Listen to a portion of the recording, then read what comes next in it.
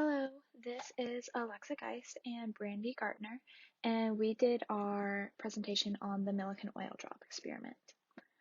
So just to go ahead and get into it, the purpose and background of this experiment was originally to determine what the charge of an electron was, just because at this time we didn't know much about the atom, specifically the electron. But in 1897, J.J. Thomson had discovered the electron's charge to mass ratio, but Millikan wanted to expand on that and make a big contribution to this research and determine the specific charge of a single electron. So to get into the experiment, the setup is relatively simple. We have a negatively charged plate hung at the bottom and a positively charged plate hung above that. That positively charged plate has a hole in the middle of it, which when the atomizer sprays oil drops over it, some will filter through the hole in the top of the positive plate and come into the space between the top plate and the bottom plate, where at this time there is an X-ray machine that will charge the particles as they fall between these two plates. Originally, when this experiment was performed, we started with water, but we found that water would evaporate because it cannot handle that amount of quantized energy from that X-ray machine. So using oil was a good solution. So the first thing that we wanted to do was determine some basic characteristics of an oil drop. So we wanted to determine the radius and mass of a single oil drop.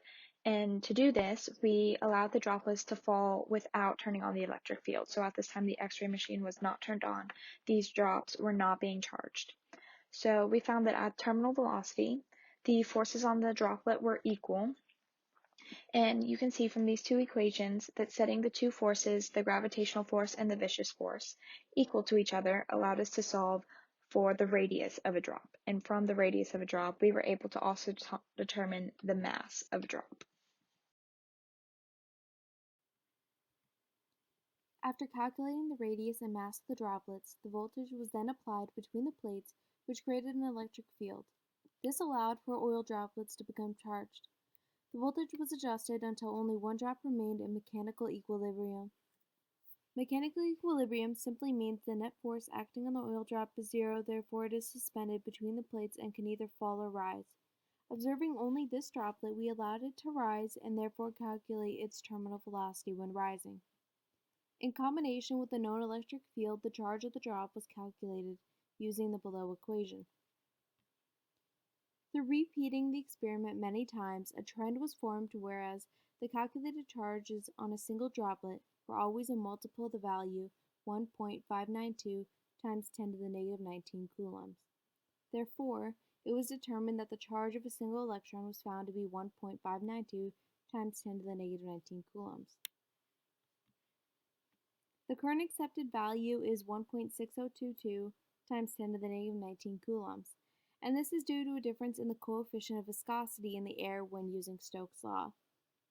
It is also extremely difficult to calculate the mass of one droplet without the use of Stokes' law, therefore the equation is most practical where there are two terminal velocities, where one is rising and one is falling.